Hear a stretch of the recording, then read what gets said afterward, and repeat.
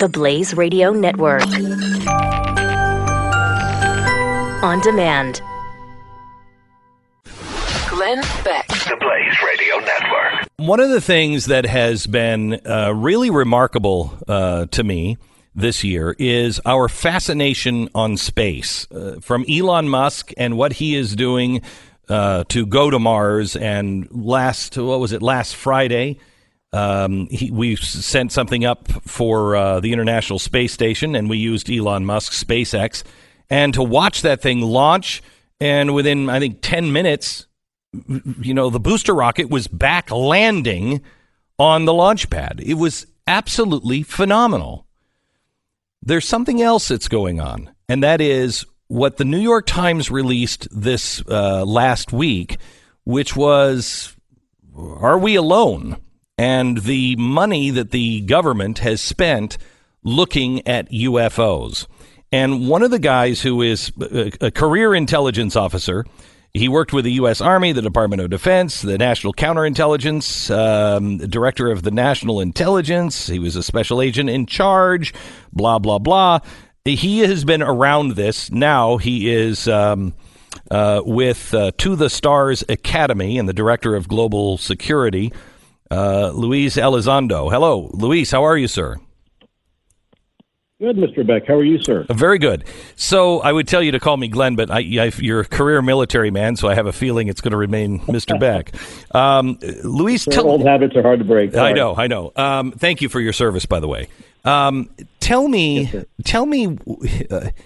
what do we believe that there is life that is visiting us, or is this hype?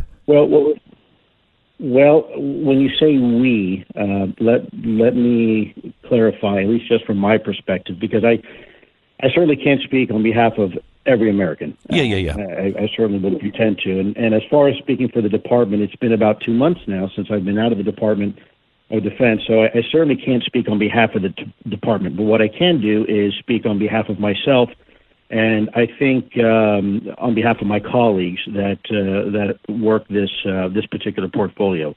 And I think the evidence at this point is quite overwhelming. I think as we are entering this, as you said just now, kind of this new era of space, I think we are entering a new era where the evidence is quite frankly overwhelming. Yeah, we saw the video that they released, and I would imagine that there's maybe even more compelling stuff than that. But we saw the video, and the airmen talking about look at this. It has no wings. I've heard you talk about seeing things and having documented footage of things without a propulsion unit, no wings, no surface, that we would recognize as anything that would keep something afloat. Is this the most compelling thing that you have? Is this video, or is there more that you have seen? Yeah, no, there's significantly more. These two videos that are out in the public domain are simply just a very, very small sample of the collective amount of information that we have over the years. So, Luis, was there a conversation in the agency, or in this group of we need to tell the American people this is not information that the government should hoard. This is really kind of important stuff.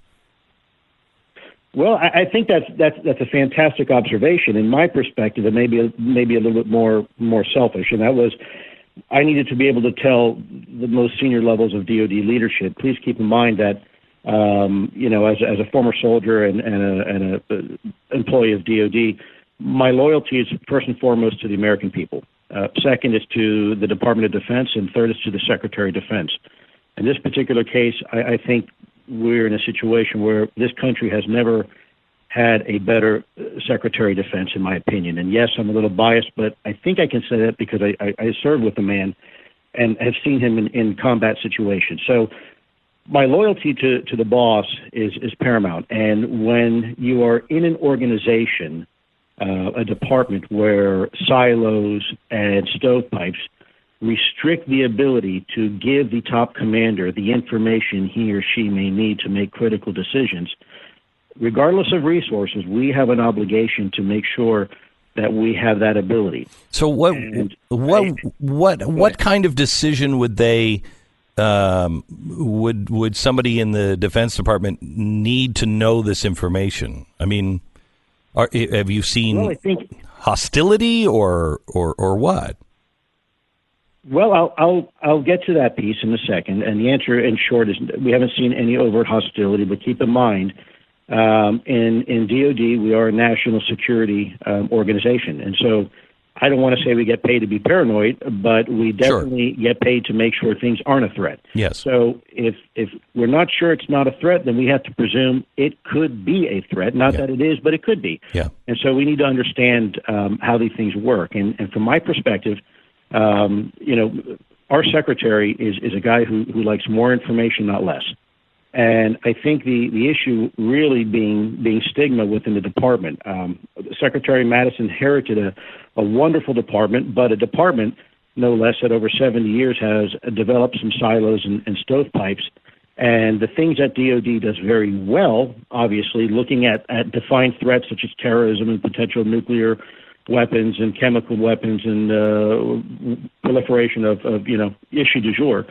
The one thing that it's not very comfortable with are those things that are very hard to define. They tend to be a bit nebulous.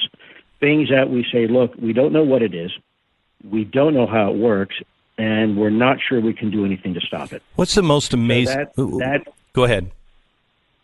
No, please, go ahead. I'm sorry. Well, what was the most amazing thing that it's one thing to say, well, we don't know if it's a plane or something. What is the most amazing thing that you saw that you would be comfortable sharing with us? Sure. And thank you for saying that, because I will caveat that I still have a security clearance, or at least yeah, sure. for now. And I am obligated to protect any and all classified information. So whatever I share, of course, has to be classified. But what I can share with you is I think just the overwhelming amount of data and reports that we have received from people who are, keeping in mind, these are people with the highest levels of security clearances. These are people who are trained observers. They fly multi-million-dollar weapon platforms for their country on a daily basis, and they are the most trustworthy of trustworthy. And on top of that, these folks understand what they're looking at. It's not the fact that they just happen to be astute observers. They're actually trained observers. And on top of that, we now have equipment that can very quickly ascertain what we're looking at, if it's an aircraft, if it's a missile, if it's a drone, to the point where we actually know what kind of drone it is. And unfortunately, I can't go into too much more detail than that. But with that said, the most compelling thing I've ever seen, I think, is it's a bunch of things. It's not just one thing. I think one thing is to look at an object in a radar return or on a screen, and if you don't know what you're looking at, it's easy to say, oh, it's just a fuzzy dot, and the camera pans off screen. When in reality, that's not what's happening. When in reality, what you're looking at, if you understand what the radar return is telling you in infrared hot, infrared cold, etc., is an object that we can't get close to. It is taking evasive measures to avoid us getting close. And then when we do get close, it takes off at incredible velocities that, frankly, defy our understanding of logic, really. We're talking about objects that can go drop from 80,000 feet down to 50 feet in a hover, and then instantaneously jump back up to 80,000 feet. And when I say 80,000 feet, it's actually higher. That's as high as we can see it. With a particular system. Of course, we have other systems that are better than that too. But in this particular case, in other cases, we are seeing things that will interfere with equipment and our ability to further collect information on these things. Right, correct. I only have 30 seconds. Are we going to be seeing more of this, or are they still going to keep tight-lipped? Is this pretty much what we're going to find out? Well, I hope that we do more as a nation to insist that we see more. I think we need to make sure that we engage who we need to engage, our leaders, and say, hey, look, this is worth investing. I hate to say it, but $22 million, that's not enough. I know everybody's getting wrapped around the axle about the money, when really the bigger story here is, folks, we've been looking at this stuff for a while, and it's real. And as a nation, we need to decide, is it a national security imperative? Former Pentagon UFO official, Luis Elizondo. Fascinating. Glenn Beck. The Blaze Radio Network. I run my mouth for a living, all day, basically. And it can be a little exhausting. I mean, it's not a real job, but it still could be exhausting. Plus, I do have all-day meetings afterwards, and I've got a couple of little kids. At times, energy runs a little bit low. That's why I take dawn to dusk. Now, I get to that point in the afternoon where I just want to fall asleep on any couch that I can find. Dawn to Dusk is great. It solves these problems for you. It's a physician-formulated extended-release energy supplement which lasts up to 10 hours, increases energy, improves mood, and stimulates your brain, all with no jitters. If it's giving me jitters, I don't want it. That's not what Dawn to Dusk does. Now, a cup of coffee in the morning is fine. But unlike coffee, Dawn to Dusk can last up to 10 hours. It increases your focus, and it's a fraction of the cost per day. I swear coffee these days is like the price of a Kia.